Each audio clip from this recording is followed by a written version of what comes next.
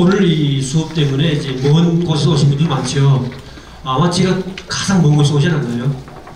저희 고향이 양강도 해산시면 예, 중국하고 인접되어 있거든요. 제일 먼저 온 것 같습니다. 네. 예. 참 그 김씨 왕조 형성 과정에 대해서 제가 사실은 북한에 있을 때도 이제 잘 몰랐습니다. 예, 북한만 알았지 과연 이것이 어떤 사회였고 내가 살던 북한 땅이라는 것이 과연 무슨 사회였는지 정말 모르고 살다가 대한민국이 9년 전에 왔는데요. 오고 나서 제가 깜짝 놀랐죠. 왜냐하면 북한은 인터넷가 없습니다. 인터넷. 그러니까 북한 말로 인터넷이라 그러죠. 그러다 보니까 과연 북한 사회가 어떤 사회였고 외부 세계가 어떤 건지 몰랐습니다. 그래서 제가 여기 와서 석사 과정은 다시 북한학을 했습니다. 왜냐하면 북한에서 배웠던 것이 거짓말이었기 때문에 그래서 석사를 북한학을 했고요. 예, 대학은 저 북한에서 김성종합대학 생물학부를 졸업했거든요. 예, 그리고 300명 소조원을 통해서 북한은 대학을 졸업하면 바로 취업을 할 수가 없고요.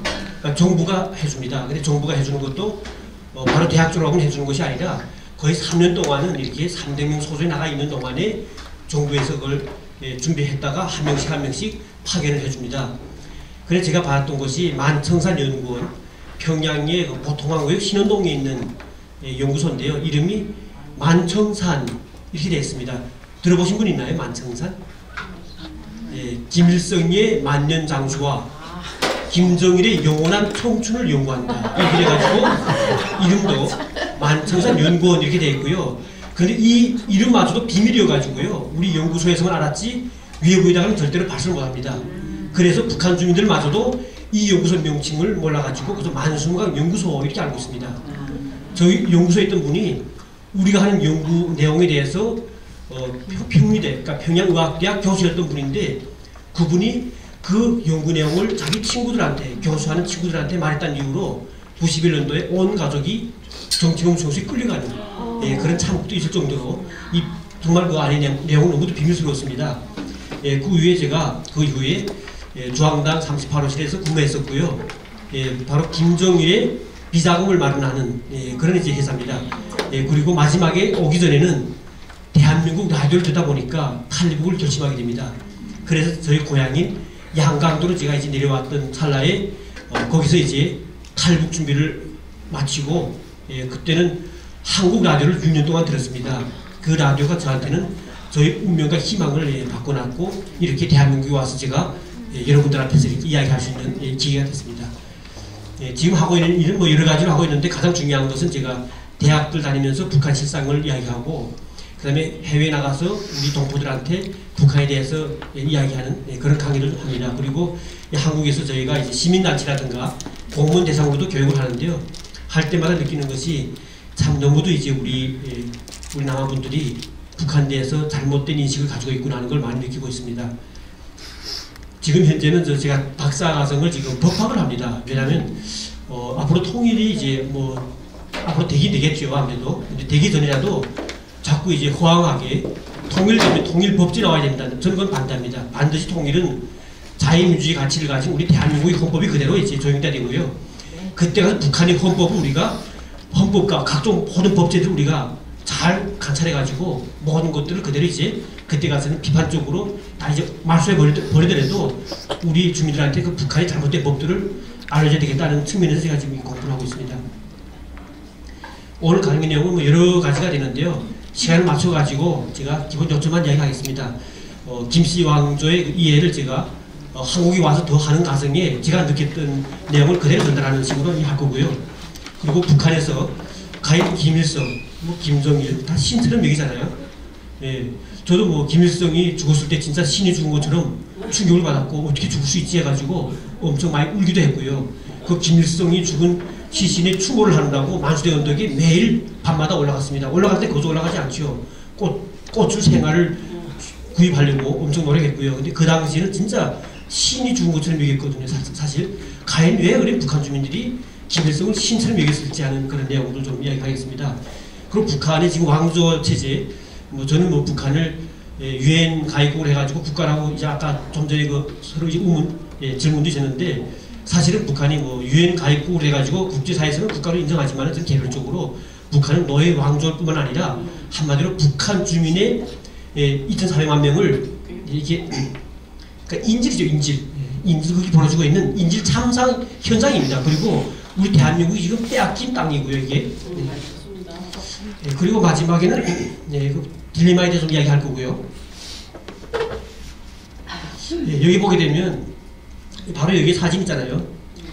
이 사진이 북한에서 공개되는 사진이 아닙니다. 이거는 대신에 이 사진이 북한에서 공개된 사진인데 이게 바로 뭐냐면 나라를 해방한 김일성 장군이 이렇게 첫 개선 연설을 했다 해가지고 1945년 10월 14일 날 평양 개성광장에서 연설한 모습을 그대로 지금 사진이라 하면서 공개한 겁니다. 북한에서 저는 이것만 봤던 거죠. 한국에 오니까 이 사진을 제가 볼 수가 있었습니다. 이 사진에서 얼굴만 그대로 지금 갖다 붙여놓고요. 이 손도 지금 김일성 손이 아닙니다. 탑도 아니고요. 여기 지금 보면 소련 당시에 북한 소련 군족이 들어와 있었지 않습니까? 그것하고 또 그리고 뒤에 보면 태극기가 걸려 있습니다. 이런 것들을 그대로 북한 주민이 알게 되면 안 되는 거죠. 때문에 북한이 이렇게 딱 이렇게 뜯어가지고 이렇게 와서 얼굴만 내놓고 나머지는 다 그대로 이렇게 지금 만들어가지고 북한 주민들한테 장군님께서 조국을 해방하고 이렇게 첫 개선연설을 했다 이렇게 말하는 건데요.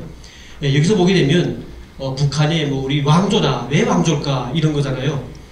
이렇게 고려라든가 조선시대 그 다음에 우리 대한제국은 짧게 있다가 그 다음에 지금 북한 주민들 자체는 지금 그대로 그 옛날에 봉건 왕조 시절에서 벗어났습니다. 한마디로 말하면 북한 주민들은 자유 모릅니다. 민주주의 그것도 몰라요. 오직 북한은 왕조 국가에서 자본주의를 거쳐보지 못한 그런 상황에서 외부식을 아직도 알지 못하고 지금도 그대로 우리의 100년, 200년 전에 그때 상황에서의 그 세뇌돼가지고 살고 있는 거죠. 때문에 북한은 이런 왕조 시스템을 절대로 포기하지 않으려고 합니다. 우리 왕조를 할 때는 가장 중요한 것이 세습입니다. 세습. 그러니까 북한은 3대 세습. 제가 해외 나가보면 많은 외국인들이 참 그 3대 세습 가능한가 정말 거기에 대해서 많은 의문을 제기합니다. 근데 북한 주민들 절대로 그건 제기하지 않아요. 최근에 오시는 분들한테 여쭤보니까 김정일까지는 몰랐는데 김정은까지 되면서 북한 주민들마저도 야 이거 이상하지 않아? 어떻게 한 개가 저기서 이렇게 계속하지? 이게 지금 북한 주민들마저도 요즘에 의심하기 시작하는 건데요. 가장 그 중요한 이면에는 우리의 대북방송들하고 우리의 전단 같은 여러 가지 매체들이 지금 큰 역할을 했다고 볼 수 있습니다. 바로 보면 이렇게 북한은 김일성이 이렇게 왕조로서의 정말 세습 체제를 할 수 있었던 모든 데 바탕에는 소련이라고 하는 그 공산 시스템이 있었고요. 스탈린이 있었던 거죠. 바로 북한에서 여기 보시게 되면 48년도까지만 해도 김일성이 표창장을 줄 때 그때 정일성 그 작웅학과죠. 그때도 보면 이 표창장입니다. 그 당시 표창장인데 여기도 태극기가 그려져 있습니다. 그러니까 48년도 북한에서 9월 9일 날에 조선민주주의공화국을 이제 창건했다 하는데 그 날짜까지만 해도 북한에서도 태극기를 썼습니다. 사실은. 근데 그 태극기 있던 사진들과 일체 모든 도서는 북한에서 100% 말소시켰습니다. 60년대 저도 지금 기억이 나는데 어릴 때인데요. 당에서 이제 간부들이 내려와가지고 매주마다 다니면서 서재에 있는 책들, 저희 아버지가 이제 그 체스코슬로바키아 유학을 갔다 오셔가지고 대학 교수였습니다. 그러니까 저희 집도 한 방에 서재 책이 꽉 차 있었거든요. 근데 그 책들을 일일이 다 검사했습니다. 그래가지고 그 당시 48년 이전에 나왔던 모든 도서들은 100% 압수했고요. 그리고 그 당시에 있던 태극기라든가 각종 예전에 그러니까 김일성 우상화할 수 있는데 걸림돌 되는 모든 도서는 100% 압수해가지고 가서 북한에서 그 가지다 소각했죠. 이렇게 북한은 그때부터 일체 모든 외부 정보를 차단시켰습니다. 김씨 왕조는 뭐 다 아시는 것처럼 이렇게 김일성, 김정일, 또 김정은은 지금 이어지고 있는데요. 가장 중요한 세습을 보게 되면 정치권 세습과 또 경영권 세습, 신분제 세습이 세 가지로 볼 수 있습니다. 근데 사실 경영권 세습을 이야기하려면 너무도 길고 또 이제 정말 많은 시간을 들여야 되기 때문에 여기는 좀 오늘 좀 약간 약하겠고요. 정치권 세습과 신분제 세습 관련돼서 좀 이야기하겠습니다. 우선 뭐 군주제라고 할 때는 벌써 왕조 국가라든가 이런 거는 세습을 합니다. 근데 북한은 국호에서 있는 것처럼 공화국입니다. 공화제는 세습할 수가 없게 되어 있습니다. 근데 북한은 그걸 무시해버리고 왕족처럼 또 그리고 봉건국가처럼 지금 세습을 하고 있는 거죠. 우선 그들이 세습하는 기간을 좀 놓고 보면요. 김일성은 45년부터 94년 죽을 때까지 49년 거의 반세기를 했습니다. 반세기 했고 김정일은 또 그 뒤를 했죠. 근데 95년도부터 2001년도까지 죽을 때까지 16년을 했는데, 근데 사실 자세히 보게 되면 김정일은 후기 준비 기간이었던 70년대부터 정권을 잡은 거나 같습니다. 그 당시에 당중앙위원회 조직 부장을 하면서 그때부터 자기 세력을 꾸렸고요. 그리고 80년대 들어와서는 김일성보다 김정일이가 당내 안에서는 더 높았습니다. 왜냐하면 수령이 아니라 김일성은 그 당시에 당주왕이라고 불렀습니다. 그러니까 북한에서는 당주왕을 목숨으로 사수하자. 이 말이 뭐냐면 당주왕위원회를 사수하는 것이 아니라 김정일을 사수하는 거죠. 이 그 당시부터는 80년대부터 김일성과 김정일의 이 경쟁이 있었습니다. 그러면서 결국 90년대 들어오면서는 확고하게 김정일이가 김일성보다 더 높은 위에서 모든 정책과 모든 이제 권한을 실시했던 겁니다. 이 김정은은 지금 현재 올해까지 6년째가 되는데 결국 후기 준비 기간은 전혀 없었죠. 한마디로 말하면 3년밖에 안 됩니다. 근데 김정일은 벌써 김일성 죽기 전까지 거의 20년 동안을 후기에 실습 준비를 다 했던 겁니다. 그러니까 이런 오랜 과정 속에서 지금의 김정은이가 지금 생긴 건데요. 가장 중요한 것이 지금 많은 사람들이 지금 요즘에 남북한의 이 형세를 봐가지고 야, 뭐 달라지는 거 아니냐? 아닙니다. 절대로 아니죠. 왜냐하면 바로 여기서 놓고 볼 수 있는데 작년에 했던 북한의 조선소년단 창립, 조선소년단 8차대입니다. 다 아시죠? 조선소년단은 북한의 어린 학생들이 9살이면 누구나 다 빠짐없이 가입해야 됩니다. 왜냐하면 이거는 조직생활을 통해 가지고 한마디로 북한은 죽을 때까지 조직생활에 매여 있습니다. 우리 탈북자들이 한국 와서 서로 인사할 때 야, 너 요즘에 좀 살쪘구나. 북한은 좀 약간 비만해진 걸 가지고 살쪘다, 살 까졌다 이렇게 말하죠. 살 깠다 이렇게. 그러면 그 대답이 뭔지 아닙니까? 야, 요즘 조직생활 안 하니까 살찔 수밖에 없어. 조직생활을 안 하기 때문에. 왜냐하면 북한에서는 어릴 때부터 죽을 때까지 조직이 매여 있습니다. 매여 있는데 매주 토요일 날이면 소년단 때부터 어릴 때부터 그때는 여긴 토요일 날 쉬잖아요. 학생들이 토요일 날에 학교 가서 조직생활 총괄합니다. 생활총괄. 주생활 총괄할 때면 한 명씩 내놓고 비판하면 나머지가 그 사람 하나를 또 비판해주고 또 보에 나가서 자기 잘못을 또 비판한 다음에 앉아있는 사람 중에 누구를 또 지적합니다. 이런 식으로 북한은 어릴 때부터 그런 조직생활을 하는데요. 한마디로 어릴 때부터 노예화를 시작하는 겁니다. 노예화. 한마디로 노예화하는 속에서 여기서 이번에 했던 구호를 보면 과연 김정은이 변할 수 있는지 우리가 알 수가 있습니다. 황당하게 그저없는 우리 현 정부는 지금도 김정은이가 변할 거라고 지금 보는데요. 저는 절대로 이것은 아니라고 보는 게 바로 여기서도 알 수 있는 겁니다. 이게. 제가 이제 하는 이야기 중에서 제가 좀 약간 제 개인적 의사 때문에 이야기할 수 있는데 실수할 수도 있는데요. 약간 좀 참작하시고 좀 들어보겠습니다. 이렇게 보시면 의정입니다. 의정에 보게 되면 의정의 첫째가 김정은 원수님께 끝없이 충직하고 쭉 이게 나와 있죠. 소년 혁명가들로 튼튼히 준비시킬 때 합니다. 그리고 두 번째는 귀학 개성인데요. 여기 이제 김정은이가 연설한 내용이 있습니다. 그 내용 보게 되면요. 이게 조선소년단은 주체의 소년 혁명 조직이며 혁명의 계승자라는 데 문제가 있어요. 계승자. 이거는 뭐냐면 지금 김정은이 끝이 하는 거예요. 김정은이 아들이 생기면 또다시 그 아들을 위해서 계승해 나갈 수밖에 없다. 이거죠. 이게. 그리고 당과 청년동맹이 교대당. 이것도 마찬가지가 뭐냐면 소년단에서 다시 올라가는 것이 청년동맹이에요. 누구나 청년동맹을 거치지 않을 수가 없습니다. 내가 만약 소년단에서 청년동맹 올라갈 때 그러니까 북한은 오직 청년동맹 하나밖에 없잖아요. 나 동맹하기 싫어. 안 갈래. 하면 어떻게 될까요? 문제가 섭니다. 아버지부터 문제가 서고 아버지가 그 순간부터는 정치적인 문제가 있는 사람으로 낙인돼가지고 조사를 받는 과정에 어느 순간에 온 가족이 정치범죄로 갈 수밖에 없어요. 그러니까 이렇게 당과 청년동맹이 교대자로 튼튼 준비해 나가는 조선 소년들의 대중적 정치조직이다. 9살 때부터 정치조직입니다. 어쨌든 이렇게. 그리고 이번에 행사한 구호가 있습니다. 조선 소년단을 격려하는 김정은 원수님의 소년조직으로 튼튼히 꾸리자. 이 한마디로 말하면 이게 사회조직이 아니라 김정은의 노예로 만들기 위한 그런 조직이다. 이렇게 말할 수 있는 겁니다. 근데 우리 언론에서는 이런 구호에 대한 걸 어느 한 언론도 지금 자세히 이야기하는 것도 없습니다. 아직. 그리고 여기 보게 되면 이번에 김정은이가 연설문 중에 기본 내용 중에 3가지를 봤는데요. 혁명의 계승자, 교대자, 청년조직 이거죠. 이제 말한 것처럼. 그리고 이제 구호가 있었습니다. 이번에. 이 구호는 어떻게 하냐면 행사할 때 구호 선창되는 애들이 먼저 이 구호를 외치면 다 같이 참가했던 애들이 이렇게 하는 거죠. 사회주의 공산주의 건설의 후비대가 되기 위하여 항상 준비하자 하면 모두 같이 항상 준비 이런 구호를 같이 외칩니다. 예, 완전히 딱 옛날 그 히틀러 때 있잖아요. 독일에서 어린 그 조직들을 그런 식이라 같아요. 그리고 이 제목 안에도 보면 또 경례하는 장군님을 위하여 항상 준비하답니다. 예, 이런 구호들이 남발하는 북한 땅이 과연 변화리라고 본다는 것은 정말 이건 그렇게 이야기할 수 있는 거죠. 자, 이번에 신문들에도 마찬가지인데요. 이 신문도 보게 되면 김정은이 한 이야기를 실었습니다. 노동신문에 김일성, 김정일 조선의 새 세대들에게 밝은 미래가 있으라 했는데요. 그 자세한 내용도 좀 보게 되면 이 박스 안에 내용을 좀 확대해봤습니다. 여기 보게 되면 뭐냐면 김정은이 한 소리입니다. 이게 동무들은 선군혁명의 계승자들이며 미래의 주인공들입니다. 예, 미래의 주인공들. 어떤 미래의 주인공인가 좀 봅시다. 여기 다시. 앞날의 조선은 우리 소년단들이 것이며 동무들의 모습에 조선의 내일이 비껴 있습니다. 우리 당은 동무들에게 세상에서 제일 훌륭한 사회주의 강성 국가를 만들어 넘겨주려 합니다. 북한에서 말하는 강성국가 뭔지 알죠?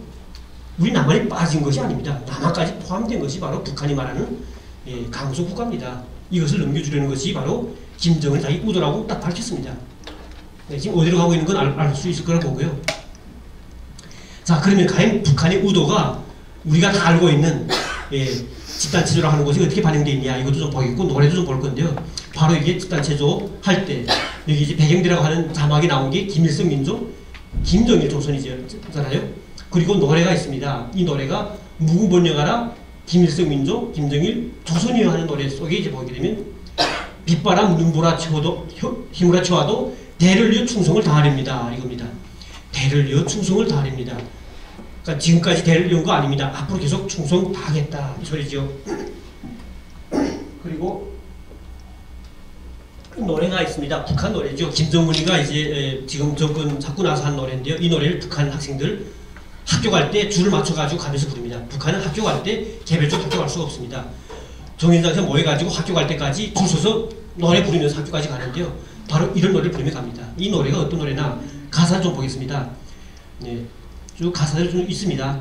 장군은 강대한 조선의 기상, 장군은 엎드리는 조선의 심장 했는데 주체의 대역 이끌어 영광만이 떨친다. 근데 여기 밑에 보면 자, 한번 박스 한번 볼 건데요.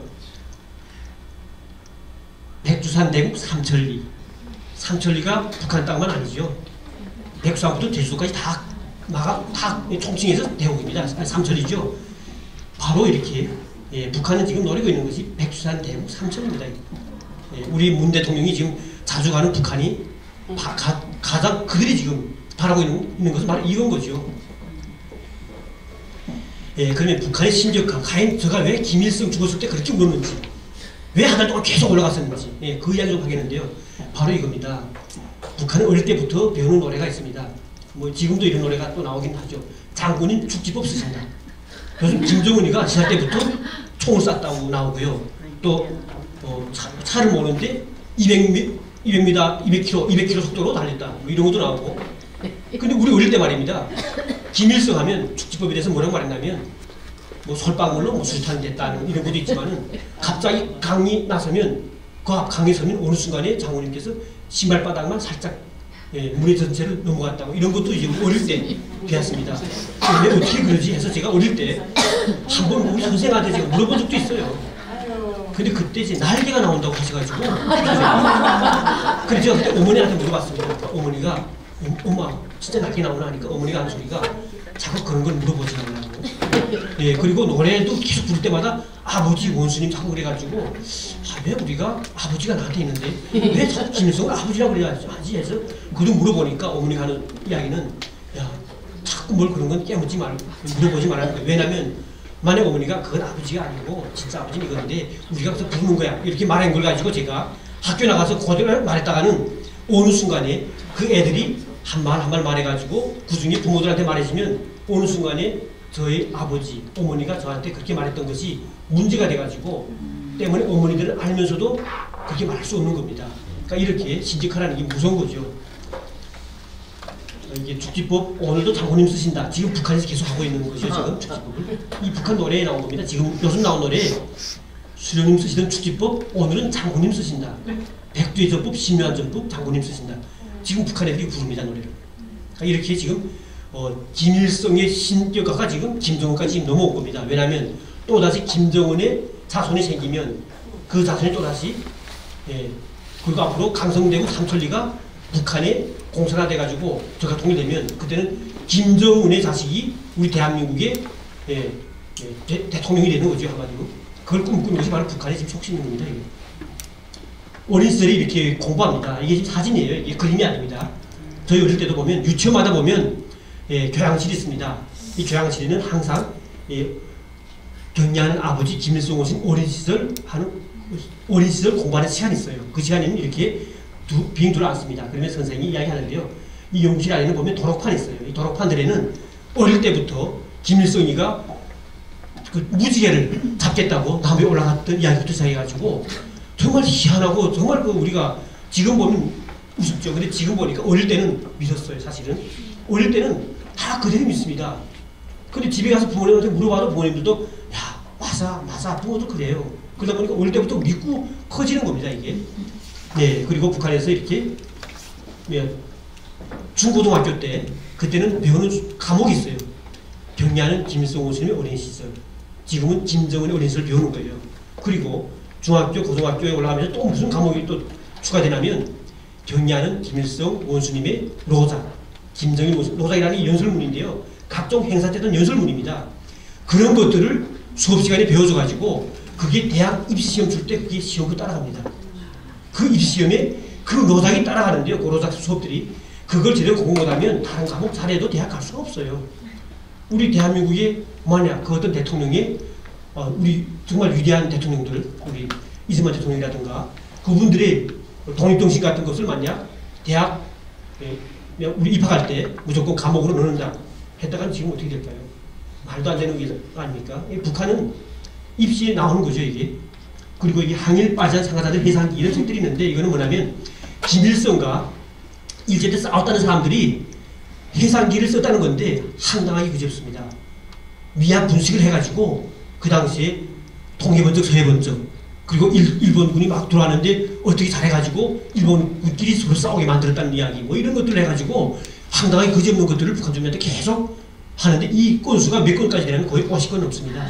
1건부터. 네, 이렇게 세뇌할 수 있는 각종 여러 가지 출판 매체들 가지고 하고 있는데 이거는 철저하게 북한은 중앙당 선전선동부가 모든 출판을 다 관장합니다. 그 어떤 책이라도 그걸 통과하지 않은 책은 북한에서 출판될 수가 없기 때문에 북한은 철저하게 이런 교육을 세뇌시킬 수 있는 겁니다. 예, 여기 십계가 중에서 배움의 철길은 12살 때 김일성이가 나라를 찾기 위해서 조선을 배우겠다고 중국에서 북한, 평양까지 갔다는 것을 모방한 건데요. 어릴 때 저도 이렇게 77년도에 정말 걸어봤습니다. 사실은 김일성이가 그때 걸었겠습니까?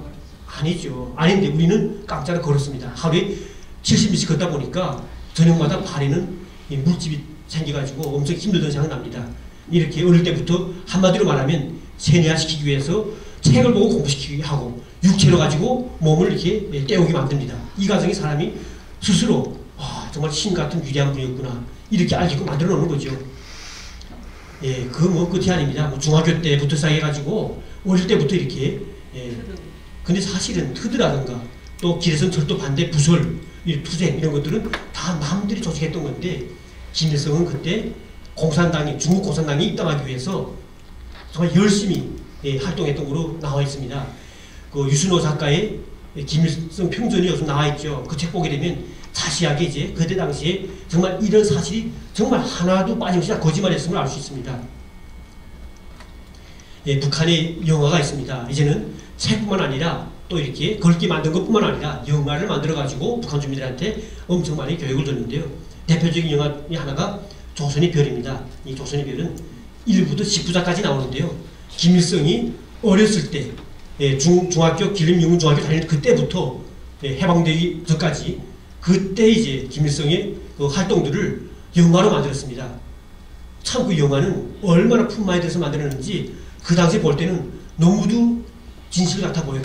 너무도 정말. 근데 이 영화를 보게 되면 본대로 끝나지 않습니다. 보고 나서는 학급별로 모여서 감상 토론회하고 글을 써가지고 발표 모임하고 웅변 모임하고 이런 것들을 막 조직합니다. 한마디로 말하면 본드에서 그친 것이 아니라 더 확장해가지고 계속 그 세뇌화 과정을 계속 이제 반복시키는 거죠. 예, 북한의 노래 중에 잘 나온 노래가 있습니다. 이 노래가 동지의 노래인데요. 근데 이 노래가 지금 30년, 40년 지난 지금까지도 계속 북한의 TV에 나오고 있습니다. 이 노래 보면 여기 한별 울어보내 있는데 이게 뭐냐면 김일성이가 원래 이름은 김성주였는데 그때 초경명 활동 시기에 친구들이 같이 활동하던 친구들이 김일성이 너무 위대해가지고 이름을 한별이라고, 그러니까 별이 하나인 그 한별, 바짝바짝 빛나는 샛별이라고 달았다 해가지고 한별이다 이렇게 해서 북한에서는 각종 소설책과 영화들이 소개했었습니다. 그것이 바로 이 노래에 나와 있는데요. 바로 북한의 유화작품입니다. 사진 아니고요. 김일성이가 유적대를 창건했다고 하는 1932년 4월 25일을 북한은 엄청 이제 지금도 인민군 창건절을 바로 이때부터 했다 해가지고 해마다 4월 25일은 조선인민군 창건절을 맞이하는데요. 한마디로 말하면 1932년도가 바로 지금의 북한의 인민군의 창군절로 되고 있습니다. 지금. 네, 근데 바로 여기서 김일성이가 이렇게 만들었다 하는 것도 황당한 것이십니다. 그때 리종락이라고 하시는 분이 그 당시에 만든 유적대가 있었습니다. 그 유적대에서 김일성은 한가 대원에 불과했던 것인데 그분이 죽고 나서 이렇게 북한은 항상 보면 공부할 때마다 의심이 들 때가 많습니다. 조선인민혁명이라는 이름이 반일인민유적대, 동만유적대, 그 다음에 항일유적대 이런 이름으로 계속 바뀌었습니다. 시기마다 바뀌었고요.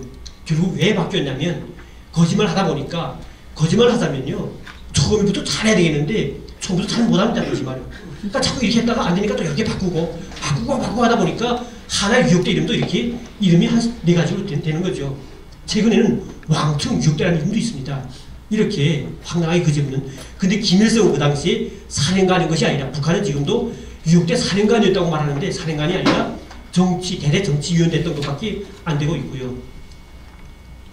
그리고 그 당시에 김일성이 왜 그러면 김일성이 됐냐, 이 가짜 김일성 설이 많습니다. 근데 유순호 작가가 중국에서 300여 명에 달하는 그 당시에 사람들을 만나가지고 밝힌 자료에 가면 그 당시에 김일성이라는 이름은 동만에 나가 있던 우리 동포들한테는 참 신 같은 존재였습니다. 바로 그분이 김경채라는 분이었는데요. 이분이 경력 보게 되면 88년 6월 5일에 태어나가지고 40년도에 결국 돌아가십니다. 그분에 대한 자세한 내용은 김경천 평전의 그 책에 나와 있는데 이분의 이름이 너무 유명해가지고 김일성이가 어릴 때 중국 공산당에 입당하기 위해서 잘 보이기 위해서 뭘 했냐면 돌아가면서 중국 지수집을 들이쳤습니다. 치면서 그때 한마디로 말하면 군자금을 먹는 그런 걸 했는데 그때 김영곤이라고 하는 삼촌이 야, 너 송주달 이름 가지고 하지 마라. 그러면 어머니나 가족이 피해를 보니까 그래서 그때 김일성이가 고안해낸 것이 아차 그러면 유명한 김일성 이름 좀 따서 해가지고 그 당시 처음 김일성 이름 땄다는 자료가 이 김일성 평전 그 책에 나와 있습니다. 유순호 작가 쓴 책에 이렇게 김일성 이름은 스스로 유명했던 분들의 이름을 김일성이가 나쁜 짓 하면서 도용했던 것에서 시작된 이름이라고 볼 수 있는 거죠. 가장 중요한 것은 이겁니다. 우리가 북한에 있을 때 평균 역사를 계속 배우면서 가장 의심했던 것이 1940년부터 45년까지 김일성이가 뭘 했는지 배워주지 않는 거예요. 41년도에 소활 발행 회의하고 그 다음에 원정을 했다 뭐 이런 내용만 있을 뿐이지 그 다음부터 교육이 없습니다. 저도 북한에 있을 때 야, 이게 왜 이때는 아무것도 없을까 이상하다 했는데 그때 약간 달라지는 게 뭐냐면 소부대 활동으로 전환했다 했는데 제가 한국 와서 모든 자료를 봤습니다. 우리 대한민국도 91년도에 러시아가 붕괴되면서 러시아가 가지고 있던 그 많은 자료들을 가지고 오므로 해서 우리가 이제야 밝혀진 거죠. 바로 원동, 그러니까 국동에 있던 소련군 88 저격유단에서 김일성은 한갓 군인이었다가 마지막에 해방되기 전에는 대장동, 대위로 있었던 사실이 밝혀졌습니다. 바로 이 당시에 찍었던 사진인데 바로 이때 김일성입니다. 김일성. 이 주보중위가 그때 당시는 88 저격유단이 연장했고 그 밑에서 대장을 했던 겁니다. 근데 김일성이가 그때 나이가 좀 다른 사람보다 젊었는데 왜 대장했냐 하는 그 출처가 나오는데 중요한 거는 소련의 그 비밀 정보원지를 했습니다. 왜냐하면 그 부대 안에 있는 조선인들이 일제하고 연관되지 않냐, 정탐 활동하는 사람 없냐는 걸 수시로 장학에서 보고하는 그런 일을 하다 보니까 한마디로 말하면 소련에서는 소련군에서 김일성을 많이 내세워줬던 거죠. 여기서 이제 보게 되면 김일성이가 해방되기 전에 우리 전쟁을 일으키기 위해서 소련에 갔을 때 연설하는 장면입니다. 이게 사진이 지금 작은데요. 혹시 필요하신 분들은 이제 파일을 가지다가 보시면서 아마 자세한 걸 볼 수 있을 거라 봅니다. 45년 9월 19일 날에 소련 군함 타고 김일성이 지금 북한에 왔는데 그 내용도 북한에서 거의 설명하지 않습니다. 마치나 8월 15일 때 8월 9일 날에 해방 이제 개시 신호가 나가지고 소련군과 함께 김일성이 항일교육대가 같이 해방했다. 이렇게 지금 북한이 교육했는데 사실은 그것도 아닌 거죠. 근데 제가 이 사진을 왜 좀 보여주냐면 이 김일성 나이가 이때 나이가 38살입니다. 지금 김정은 나이가 지금 몇 살인지 아시죠? 17살 되고 정확히 보면 한 36살밖에 안 된다고 볼 수 있는데 거의 나이 비슷합니다. 분별이 없는 나이입니다. 김정은 분별이 있다고요? 분별이 없습니다. 지금 김정은이 앞에서는 죽을까봐 지금 여러 가지 방식으로 접근해 오지만은 지금도 여전히 여러 가지 이제 모략을 꾸미고 있는 겁니다. 생강무기라든가 핵감미사일 무기도 그건 절대 포기하지 않은 거죠. 당시 북한에서 88 저격여단 그때 같이 있던 김일성 측근들이 당시에 이렇게 여기 바로 이제 소련군에 있을 때 대대장, 초대장, 부대장을 했습니다. 다시 소련군 명칭이었습니다. 물론 이름도 그 당시에는 다 소련 이름을 많이 가지고 있었습니다. 그런 것이 해방돼 가지고 그 사람들 기본 북한의 기본 이제 주력을 이뤘습니다.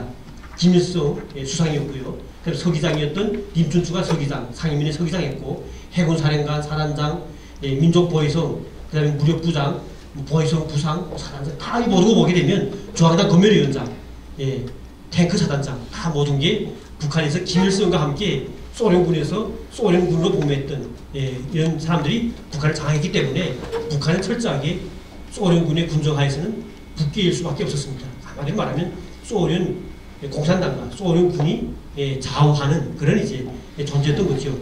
그러다 보니까 한마디로 말하면 견제할 수 있는 대상이 많았습니다.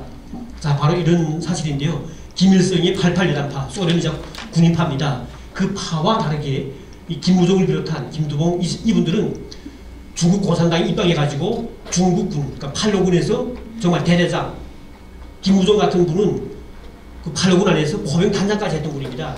이분이 이제 해방됐을 때 나올 때 2만 여명의 조선인 군인들을 데리고 나왔습니다. 그리고 이 밑에 보게 되면 또 소련파도 있습니다. 이분들은 소련군에 복무한 것이 아니라 모스크바를 비롯해가지고 소련 전역에서 반일주쟁과 여러 가지 정치 활동들을 했던 분들인데 실력이 오히려 김일성 이 측들은 소련 군대 안에서 대학도 못 졸업하고 했는데 반면에 여기에 있는 이 소련파라든가 남도당파, 국내파 분들은 그래도 김일성보다는 여러 이제 유학도 다녀오고 실력이 높았습니다. 그런데 이들을 견제할 수 처음에는 없었습니다. 그래서 김일성은 하나하나 숙청을 했죠. 가장 첫 숙청이 전쟁 때 우리 남도당파를 숙청한 것이 첫째고요. 그 뒤로 이어서 중국파를 숙청하고 동시에 소련파 같이 숙청하고 67년도 마지막으로 국내파를 숙청하면서 결국 그때부터 북한은 철저하게 수상제로부터 수령제로 넘어갑니다. 그러니까 그 전까지는 북한에서는 김일성을 김일성 수상님 했습니다. 수상님이라고 할 때는 그것도 정부의 책임자다 이렇게밖에 안 되는 거죠. 숙청 역사를 뭐 잠깐 말씀드리면 김일성 숙청 역사는 이자처럼 단계별로 이루어집니다. 김일성 숙청 역사는 제가 요즘 그 미국의 자유아시아 방송을 계속 하는 과정에 지금 하고 있기 때문에 혹시 이제 그 인터넷상에 구글에 들어가서 그 김일성의 숙청에 대한 걸 이제 치면 자세한 내용들 다 나옵니다. 이렇게 숙청을 진행해가지고 67년도에 그때야 김일성은 안도에 숨을 쉬었습니다. 자기의 그 당시에 북한은 종파주의, 지방주의 뭐 이런 여러 가지 종파 청산을 많이 했는데 그러고 나서 김정일이가 그때 이제 이바지한 거죠. 김정일이가 63년도에 김son종합대 졸업하고 97년도에 박금철이라고 하고 있는 부수상이 자기의 후계 세습이 걸림돌된다는 걸 알고 김일성한테 이제 이야기합니다. 박금철이가 자기 부인에 대한 연극을 만든다. 자기 부인이 박금철이가 혁명투쟁할 때 정말 목숨 바쳐서 뒤를 내줘야 했던 그런 내용의 연극을 만들었습니다. 그 내용 만들었다는 걸 말하면서 숙청을 하게 됐는데요. 결국 그때부터 김정일은 67년도 숙청하고 나서 그 다음에 숙청한 것이 바로 이제 뒤에서 이제 나올 수 있는데요. 그 김일성의 동생인 김명주가 있습니다. 중앙당 그때 조직비서까지 했는데 그걸 또 숙청합니다.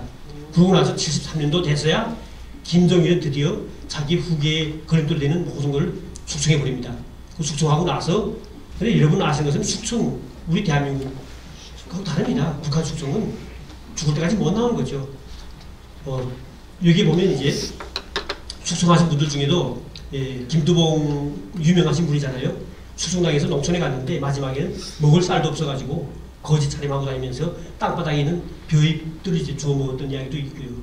그리고 정치봉청에서 갔던 분들은 죽을 때까지 너희들이 앞으로 잘 되는 우리 세상을 봐라 해가지고 죽이지 않고 이제 살려주면서 정말 힘들게 육체적으로 고통 준 사람도 있습니다. 그리고 김정은이 뭐 숙청은 다 알기 때문에 약하겠는데요. 이렇게 박헌용을 비롯해서 박헌용에 대한 건 다 자세한 내용이기 때문에 약하겠습니다. 김일성보다 나이가 12살 위죠. 숙청됐는데요. 이 박헌용이 숙청된 내용을 북한에서 교육을 줍니다. 저도 북한에 있을 때 박헌용을 숙청한 계기가 됐던 자강도 만포에 있는 고산진 혁명사직에 가봤습니다. 이게 어디에 있냐면요. 이 노동신문에도 나오죠. 자강도라 하면 중국하고 국경대에 있는 곳입니다. 아마 만포라고 하는 곳은 들어봤는지 모르겠는데요. 지도상으로 보게 되면 지도에는 이렇게 중국이 있고 우리 북한에 있으면 국경이 있습니다. 김일성은 전쟁 과정에 1년 반도 못 지나서 그 다음부터는 위험을 느껴가지고 바로 여기다 사령부를 옮겼습니다. 그리고 거기다 갱도를 파가지고 지금도 가게 되면 갱도가 있습니다. 전쟁 끝날 때까지 김일성은 저기서 나오지 못했습니다. 한마디로. 그런데 문제는 왜 여기 갔을까 한 건데요. 폭격이 중국 땅에 떨어지지 않을 수 있기 때문에 바로 여기 국경까지 갔던 거고요. 고산진에 가게 되면 바로 김일성이 했던 옹호받던 사무실 보여줍니다. 이렇게 사무실 있고 그 밖에 보면 지금도 그 당시에 떨어졌다고 하는 포탄을 그대로 박힌 채로 보여줍니다.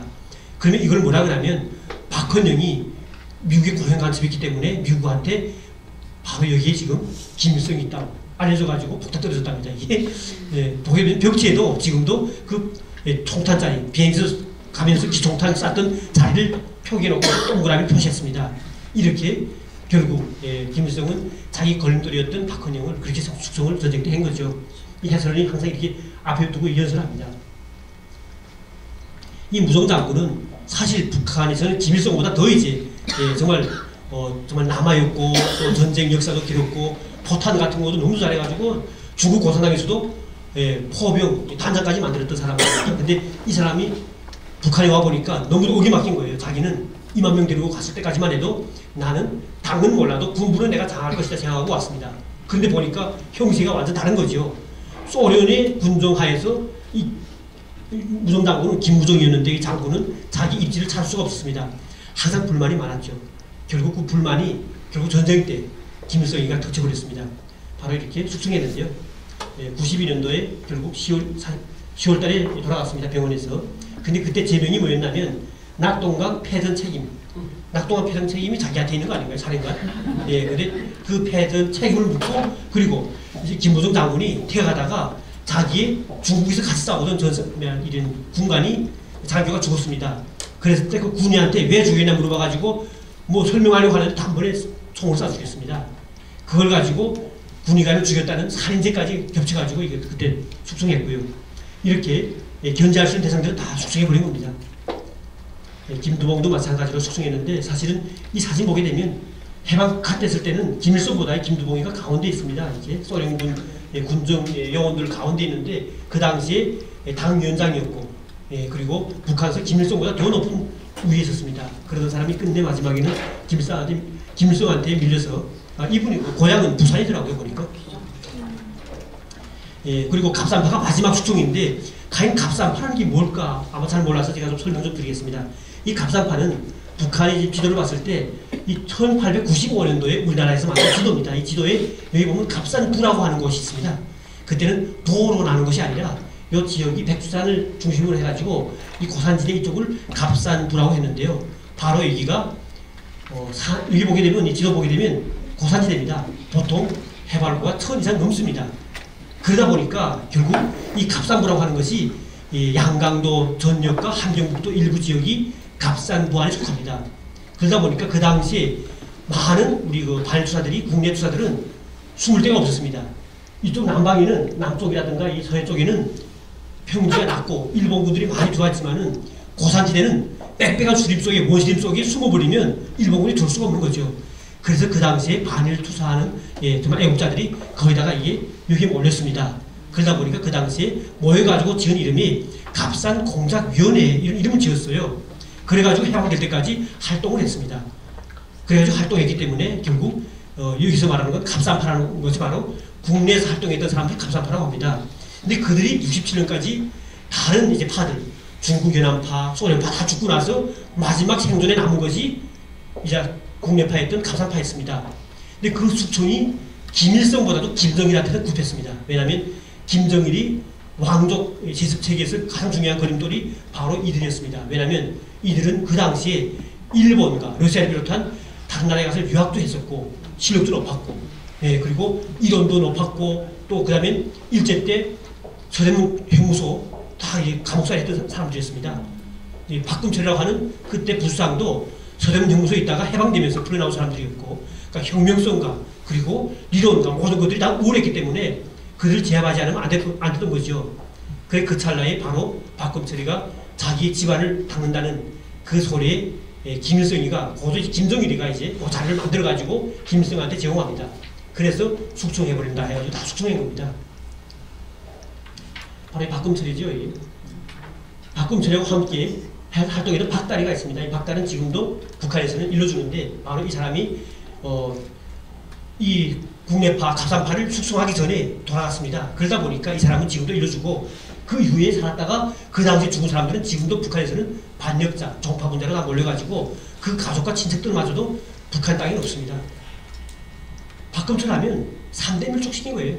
예, 친척들까지. 그러니까 이렇게 북한을 숙성하게 되면 그 단대 세력이 앞으로 남아서 견제할 수 있기 때문에 한 명 죽이지 않습니다. 북한은 숙청한다 할 때는 3대 밀족이에요. 3대 밀족. 네, 이게 바로 김일성의 동생인 김용수. 결국 김정일에 의해서 숙청을 당했습니다. 자기 삼촌을 숙청했습니다. 바로 우리 김정은이가 지금 장성택을 숙청하는 방식이 딱 같은 방식인 거예요. 이게. 네, 그리고 김성애는 김일성의 두 번째 부인, 그러니까 후처죠. 후처였는데 바로 이도 한때는 정말 승승장구했습니다. 그리고 김평일이는 제가 종합대학 입학했을 때 바로 우리 앞에서 공부하시다가 졸업해 나갔습니다.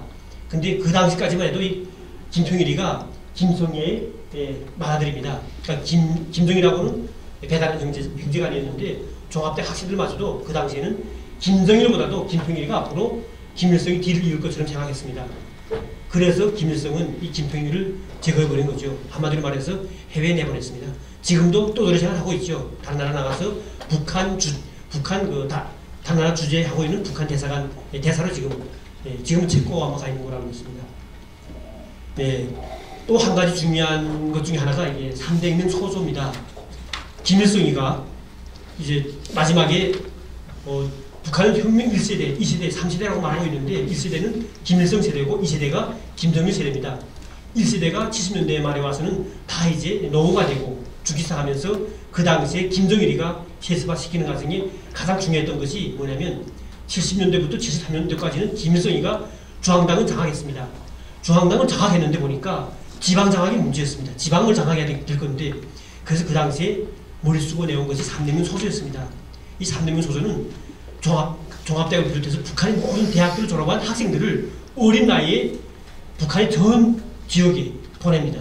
기한기업소, 농촌, 공장 다 내보냅니다. 근데 여기서 3대 혁명, 이게 뭐냐면 사상, 기술, 문화를 뜻하는 거죠.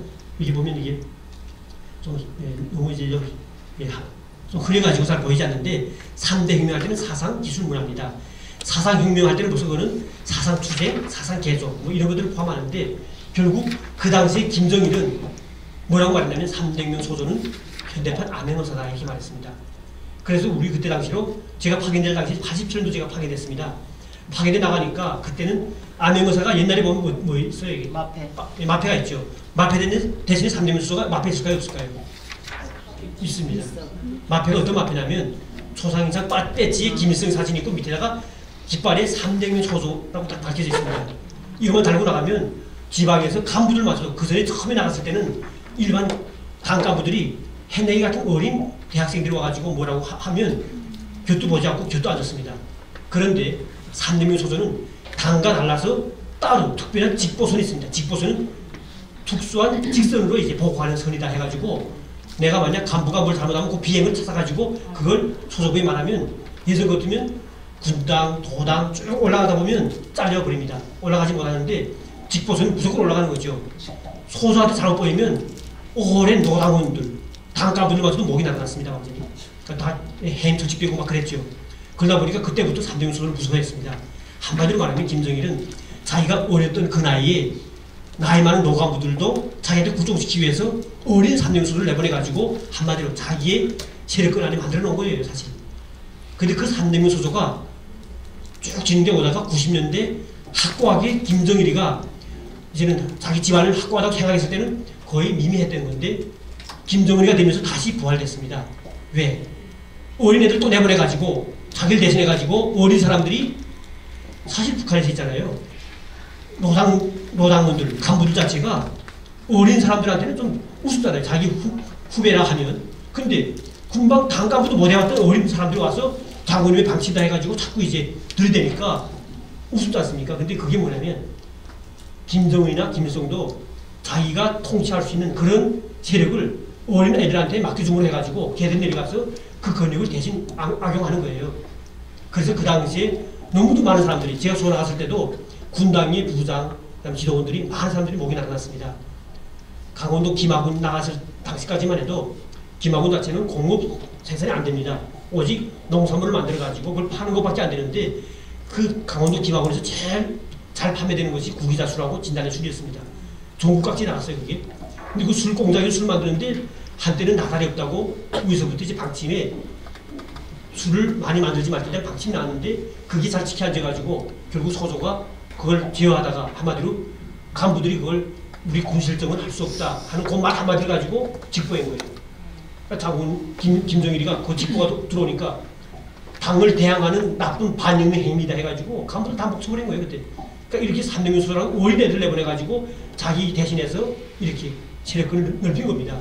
한마디로 말하면 우리 지금 더불어민주당이 만약 우리 대학생들을 졸업하자마자 파견하기 위해서 너희들 나가서 잘하면 노동당에 입당시키니까 나가서 잘해라 해가지고 내보낼 때 그 어린애들이 나가서 삼성회사, 현대사 가서 그 회사에 잘못하면 그걸 가지고 꾸중해가지고 보고하는 그런 황당하게 그지없는 그런 시스템을 만들어 놓은 거예요, 이게.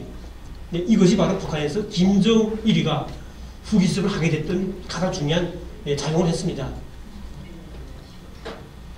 이게 보면 이게 상림 소속원들이 지금 이렇게 모여 앉아서 지금 모략을 꾸미는 거예요. 한마디로 말하면 모략을 꾸밉니다. 저희들도 항상 앉아서 뭘 했냐면 모여 앉아서 야 이번에 어느 간부를 목 칠까 이렇게 말해요. 그 간부들이 우리한테 잘 보이려고 어떤 간부들은 몰래 저녁에 자기 지도원들 시켜가지고 양을 한 마리 잡아다가 저녁에 이제 소속 합숙에 갖다 넣어줍니다. 그러면 그 간부는 그 다음에 좀 살아나는 거죠. 그리고 비 오는 날이면 현장 나가서 돌아가면서 이제 매 사무실마다 초상화가 있습니다. 근데 지붕이 잘 안 돼가지고 비가 새가지고 초상화가 약간 젖잖아요. 문제가 섭니다. 간부는 그날로 이제 정말 감옥에 가는가 문제가 서는 거죠. 그거 하나 발견하면 그때는 큰 겁니다. 그 다음에 그걸 딱 가지다가 간부를 데려가서 딱 보여주고 보고서 쓸 거니까 먼저 여기 경리서 북한은 비판서입니다. 쓰라 합니다. 간부가 그날부터는 매일 찾아와서 빕니다. 할아버지 같은 사람이 손자 같은 사람한테 와서 막 비는 거예요. 좀 제발 좀. 이렇게 김정일은 자기 후기습을 위해서 이렇게 암행사라는 소설을 확인해가지고 북한 시스템을 중앙당은 자기가 장악하고 밑에까지 쫙 장악해버린 거예요. 그때 제가 확인했을 때 느낀 게 정말 우리가 양심이 있는가 하는 생각도 해봤습니다. 사실은 나이 많은 분이 그만 이제 가업해가지고 농촌 강산에 추방돼 갔는데 그 근처에 있던 친척들이 이제 울면서 다니는 그 이야기를 들었을 때 그때 야, 이것도 그때는 저도 좀 약간 괴리감이 왔었고 그랬는데요.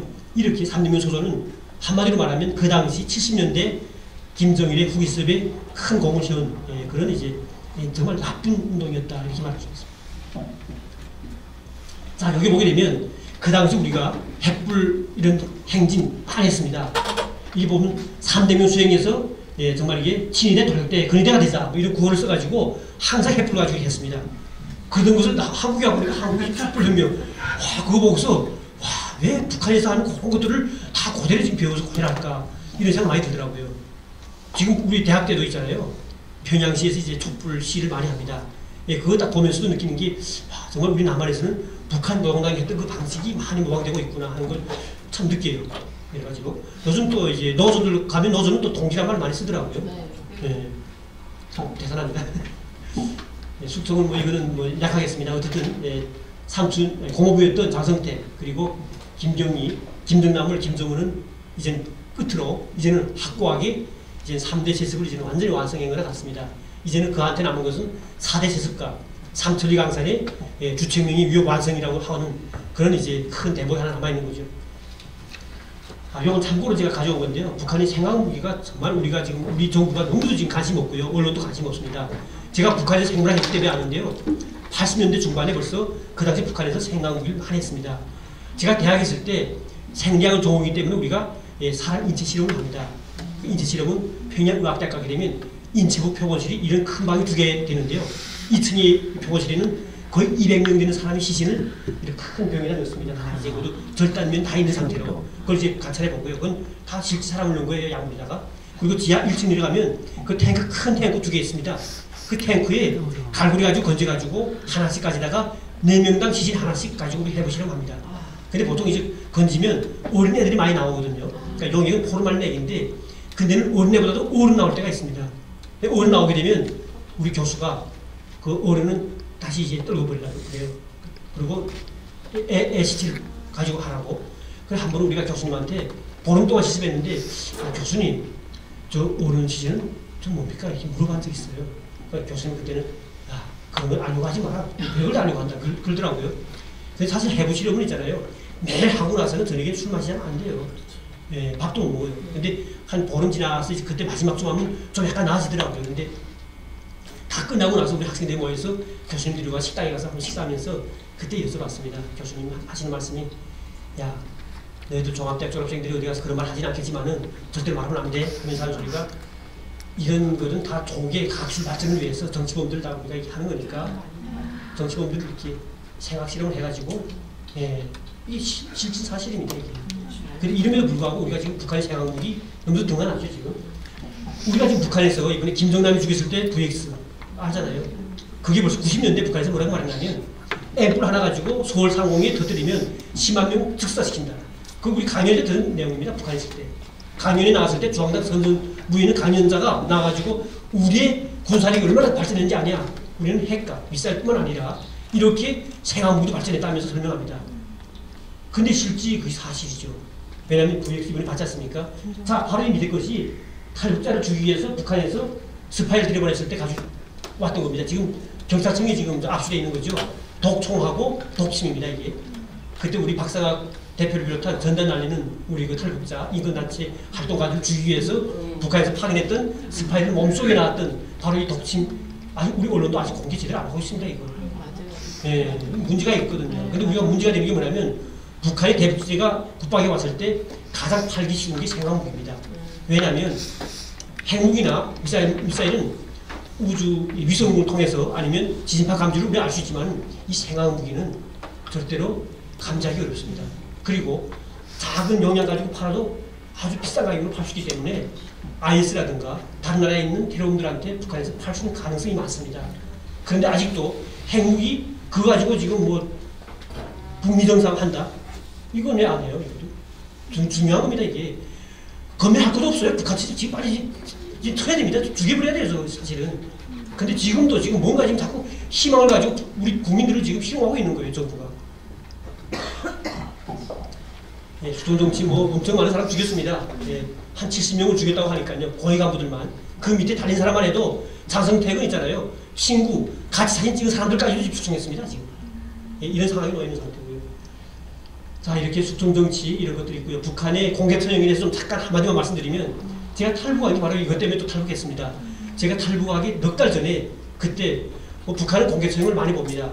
특히 고등학교 때는 도시에서는 선생님들이 이제 공개투영한 날이면 그날 수업하지 않고 데리고 올라갑니다. 그리고 시장은 그날은 문 닫아요. 우리 동네에 살던 그 곳에는 시장 자체가 원래 밖에서 문 닫았다가 아침에 9시 열어주고 저녁 다시 닫고 뭐 이런 식으로.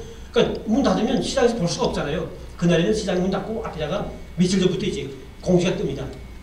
이렇게 알림을 떠가지고 민족반역자를 이제 공개청하니까 어디에 모이라 이렇게 딱 떠요. 그래 가서 보는데 이렇게 쭉 보셨습니까? 사람을 지어놓고 딱 한 20m도 안 됩니다. 거기서 한 사람한테 거의 9방울 쏘는데 처음에 쏠 때 이제 머리를 맞춰가지고 이 알고가 탁 쳐버려요. 그걸 보게 하는 거예요, 어릴 때부터. 그리고 가슴 쏴버리고 활을 쏘는데요. 올 때부터 보다 보니까 그때는 북한에 있을 때 너무도 모를 때는 야 정말 나쁜 짓 하면 안 되겠구나 그런 생각. 북한 체제를 반대하면 그렇게 되겠지 이런 무서움 때문에 더더욱 이제 뭔가 이제 얽매려고 하고 충성하려고 하고 그런 거죠 강압적으로. 그때 이제 우리가 봤을 때 그때 4개월 전에 봤을 때도 제가 북한에서 거의 한 20명을 봤습니다. 총살 나가는 걸. 그러니까 99년도에는 12명을 한 번에 죽이는 것도 봤었고, 네, 그리고 그 당시 봤을 때는 5명을 끌어내는데요. 그게 바로 2008년도 11월 달이었습니다. 제가 9년도에 탈북했는데 그때도 이제 10시에 모인 데서 가니까 사람들이 많았어요. 많았는데 이제 갔다 서다 보면 어느새로 이 사람 뒤에 서면 뒤로 빠질 수가 없어요. 그러다 보니까 그때도 가상 앞에서 봤는데요. 그때 5명을 차에 실어온 거 보니까 입에다 자갈을 물리고 그리고 오기 전에 계속 이제 때려가지고 사람이 기운 다 뽑아버립니다. 그래 묶은 상태에서 이제 말뚝에다 지었는데 그 중에서 2명은 미성년자이기 때문에 무기징역으로 끌고 버려가지고 정신병원에 끌려가죠. 걔들 잘못이 뭐냐면 함흥에 살고 있던 여자들이 탈북하는 걸 도와줬다는 이유입니다. 그래가지고 그 시범 케이스로 죽이는 건데 3명 죽은 거 보니까 36살짜리 여자분은 여자분이었어요. 36살짜리 분. 그건 애 둘이 있는 분이었어요. 그리고 남자들은 27살, 24살. 그러니까 미성년자 아니잖아요. 3명을 묶어놓고 총살하는데 11월 달이면 북한은 눈이 오면 녹지 않아요. 그러니까 눈이 있는 상태에서 사람을 말뚝에다가 이 세 군데 맵니다. 목을 매고 가슴 매고 다리 관절을 매거든요. 이렇게 끈으로. 그리고 총 쏘는 게 사수도 앞으로 해가지고 민족 발해자를 향하여 뭐 단발로 싹 이렇게 말해요. 그러면 한 명한테 3명이 동시에 탁 쏘면 3방이 물이 맞춰가지고 이때까지 볼 때는 뒤에서 보다 보니까 가까이 못 봤는데 그때는 너무 앞에서 간 거예요. 맞으니까 이게 알골뼈가 터져 나가잖아요. 피가 솟구쳐 나가지고 힘 눈에 묻고 알골이 막 뿌려지는 거 있잖아요. 그게 다 보이는 거죠. 머리 없는 상태로 목까지 떨어지니까 이 가슴이 이게 내려앉지 않습니까? 두 번째 좀 가슴 쏴가지고 가슴이 이제 꺾어지고 마지막에 쏴버리면 그대로 땅에 떨어지는 거예요. 그걸 가족이 안 줍니다. 근데 문제는 뭐냐면 총살할 때 그 가족마저도 그 앞에서 안 치는 거예요. 행여나 가족들이 살려줄까 해가지고 너희들 비판 잘하면 살릴 수도 있다 거짓말합니다.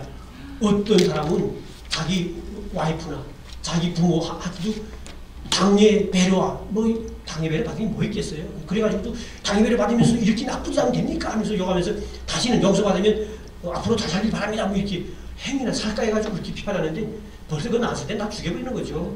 그리고 죽이면 그 순간에 가족들을 까무러치고 정신이 잃죠. 예, 그리고 이제 시신을 가져가고 이런 것들을 보여주면으로 해가지고 북한에서 사람들이 공포에 떨게 이게 만드는 겁니다. 이런 장면을 못 보게 하기 위해서 지금은 들어갈 때 핸드폰을 다 압수합니다. 촬영한다고. 그리고 그 속속들이 감시원들 다 붙어 있습니다. 들어갈 때 핸드폰 압수하면 거기다 번호를 다 찍었다가 나갈 때 그 번호를 기억했던 걸 가지고 부르면 다 이제 주는 거예요. 그래서 지금 우리 사실이 제대로 못 나오고 있는 겁니다. 지금 이게 이렇게 북한은 철저하게 이렇게 정말 공개 처형 자체가 북한에서 이 북한의 왕족 제습 체계를 그대로 유지하고 있는 그런 이제 바탕이 되겠습니다. 아 그러면 좀 조금 쉬다가 다시 좀 할까요? 너무도 제가 좀 안 좋은 이야기 해가지고 좀 피곤하고 그렇죠. 근데 저는 사실 그대로 말할 수밖에 없기 때문에 좀 한 몇 분씩은 좋을까요? 한 5분 정도. 네.